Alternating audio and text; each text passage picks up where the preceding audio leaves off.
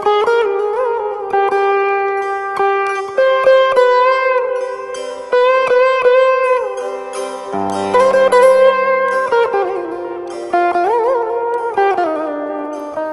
Hi, வணக்கம். நான் ராஜேஷ் வைத்யா.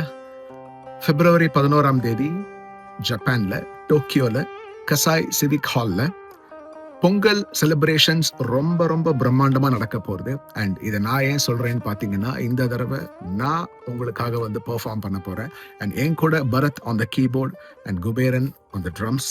ரொம்ப பிரம்மாண்டமா பண்ண போறோம்.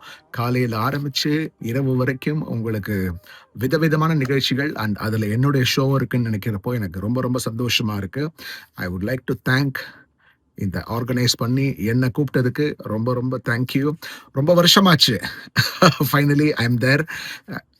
என்ன சொல்றது, ரொம்ப ரொம்ப மனசுக்கு சந்தோஷமா இருக்கு.